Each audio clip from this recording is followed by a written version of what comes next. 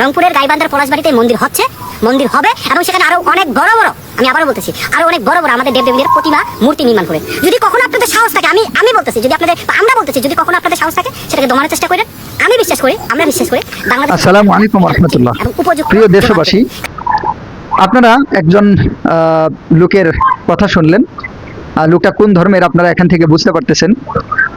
রংপুরের গাইবান্ধার পলাশবাড়ি, ওখানে যে একটা বিশাল বড় মূর্তি বানানোর চেষ্টা চলতেছে। কারা বানাইতেছে, কি করতেছে, কাদের অর্থায়নে, এটা বড় সন্দেহজনক। এই ব্যাপারে পত্রপত্রিকায়, অনলাইনে, অফলাইনে অনেক কথাবার্তা হইতেছে, আপনারা শুনতেছেন।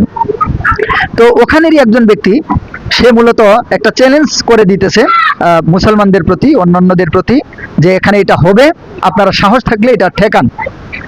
তো এখান থেকে বুঝতে পারতেছেন যে এদের আসলে উদ্দেশ্য কি। ওই যে ভারতে নরেন্দ্র মোদী মানে একটা পজিশনে আছে, তারপরে হিন্দুত্ববাদী এইরকম সরকার আছে, মনুষ্যত্ব বিবর্জিত, যারা মূলত দাঙ্গা হাঙ্গামা তৈরি করে একটা অসন্তোষ তৈরি করতে চায়, ওদেরই হয়তো ট্যাবলেট খেয়ে এই দেশের মধ্যে লাফাইতেছে। তো আমি আমার দেশের সমস্ত মুসলমান ভাইদের প্রতি আহ্বান করব, আমরা সাম্প্রদায়িক সম্প্রীতিতে বিশ্বাসী।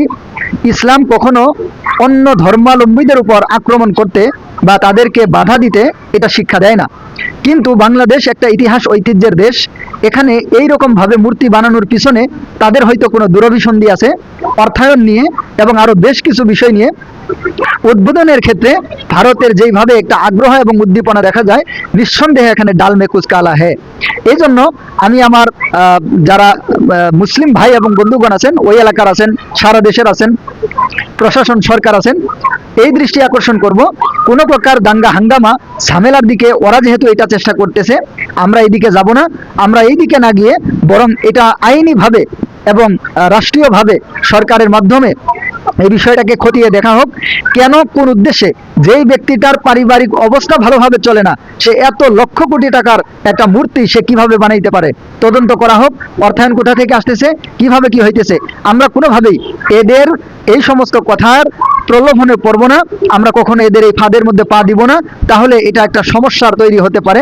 এই জন্য আমরা বিষয়টাকে খুব সুন্দরভাবে এবং আমরা শান্তির সাথে আমরা বিষয়টাকে হ্যান্ডেল করব। কোনোভাবে আমরা সাম্প্রদায়িক দাঙ্গা হাঙ্গামার দিকে যাব না ইনশাআল্লাহ। আমি সারা দেশের সমস্ত মুসলমান ভাইদের প্রতি এবং সরকারের প্রতি আহ্বান করতেছি, আল্লাহ তাআলা আমাদের সবাইকে এক এবং নেক হয়ে ইসলামের পথে অটল থাকার তৌফিক দান করেন। আসসালামু আলাইকুম ওয়া রাহমাতুল্লাহ।